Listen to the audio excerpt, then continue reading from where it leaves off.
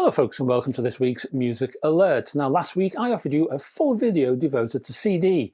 This week I'm sharing the love, which is why this video is devoted to vinyl. Not only that, we're visiting the UK audiophile label Fruits de Mer and a 2-LP compilation called 19th Dream of Dr. Sardonicus, Festival of Psychedelia, pressed on white and blue discs, packed into a single sleeve, and also packing, while we're packing, 10 tracks. There's a few extended pieces here as well of 10 minutes plus, which includes tracks from bands who attended this 2023 festival over 2 days and 3 nights. They included the London Underground, Spectral Stream, Sendelica, Hanford Flyover, Constantine, Dark Zen Collective, Spy Genius, and many more. Next from Fruits de Mer is one of those bands, London Underground, and well, on this particular individual LP we have their entire recording from that festival, their particular performance on vinyl, the whole shebang. That is, instead of a single track appearance on the earlier compilation, this collection offers all 6 tracks from that event, which is why it's called the Live at the 19th Dream of Dr. Sardonicus Festival 2023. I love the band's Italian prog stylings, incidentally. Italian prog is one of my things, and I also love their Hammond organ presentation. So, at least for me, it's a win-win. Also at the festival were Pindar. Is that how you pronounce the band? Pindar. Apologies if not. And if it is, then woohoo! They also happen to be there, and they also have a new album out, and it's called Sparkle on the Dark Water, spanning 10 tracks with lyrics printed on the inner sleeve. There's a Bandcamp link, I will put that below in the description. Now, I've heard this one described as dark wave, electronica, dream pop, trip hop, and many more, and well, I'm not really sure any of those really fit. Maybe dark wave is the nearest, and if you wrap that in an early 4AD blanket with its female fronted vocal, then yeah, maybe. And that particular vocal presentation is quietly operatic and downbeat, I would say. Onto acid jazz now from the UK, and Jah Thomas's The Music Maker from Jamaica, a best of from the Roots dancehall DJ and producer mixing reggae and dub. As the label itself states, this LP represents the man's first ever collection of his vocal work. Also from acid jazz, don't forget Chris Bang's new album, which is called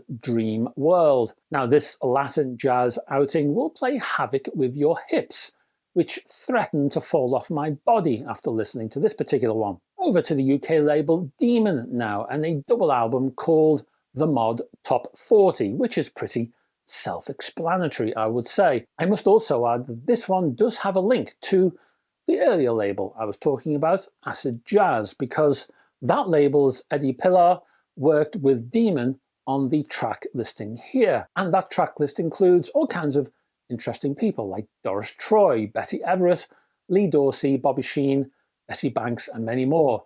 It's an interesting list that moves away from the usual suspects. Also from Demon is a 40th anniversary edition of Ultravox's self-produced Lament, a half-speed mastered double album.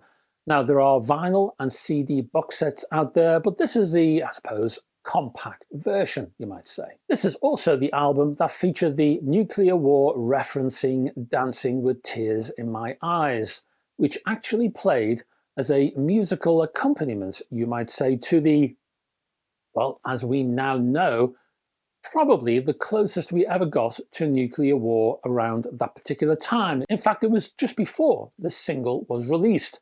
September 1983, there was an incident which the Soviet satellite early warning system set off a false alarm, and we were nearly all done for.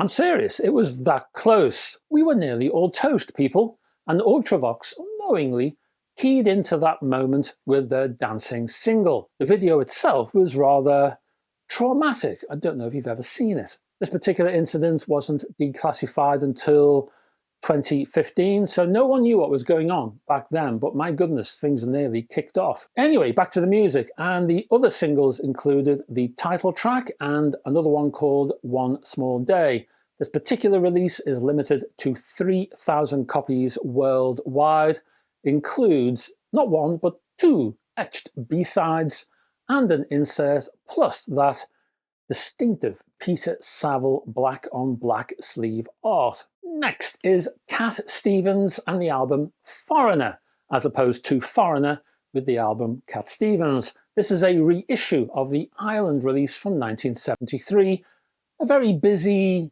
very elaborate, possibly overindulgent, overly complex LP, but packed with possibilities. There were possibilities. Maybe an album that needed trimming, tightening up maybe, whipping into shape, that kind of thing. Maybe somebody who was an experienced producer should have been involved and not Mr. Cat himself. Definitely worth a listen to see where this man was at in his head and why at that time.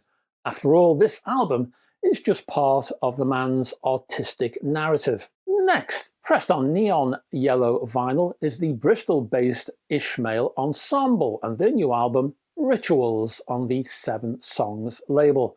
Again, I'll put a Bandcamp link in the description. Led by Peter Cunningham, this LP combines synth washes, percussion, and organic instruments. There's an almost Balearic house relaxation to parts of this album. What I like about this, well, some of it is the uplift. Some of this album is by the numbers, it coasts, and it sounds like vacuous commercial claptrap made from over-processed sugars. Other songs, though, do try, and when they do, there's almost a symphonic level of hope and emotional reach that transforms the production. So, this album is worth it for those songs. Which songs exactly?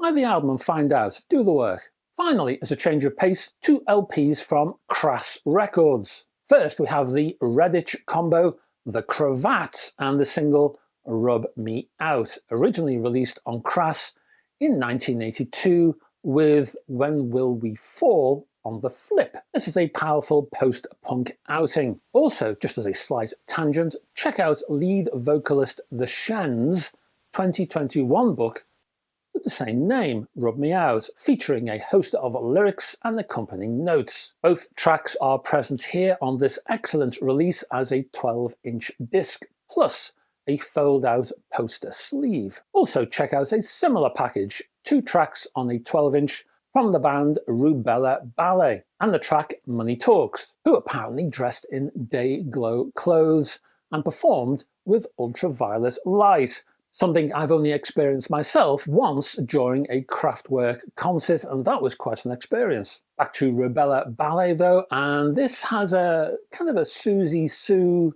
goth punk presentation. Originally released in 1985, it arrives with Playtime Mix on the flip. Both of these releases are superbly produced, while the remastering was sorted over at Abbey Road. And that's your lot, folks. Thanks very much for staying to the end of this particular video. Thank you for all of your support. Thank you for watching these videos. I'll be back this time next week with another one of these, and I'd love to have your company. Until then, folks, bye-bye for now. I keep pointing at you, don't I? Here's another one for you. And one more, just for good luck. And I'll say once more, bye-bye for now.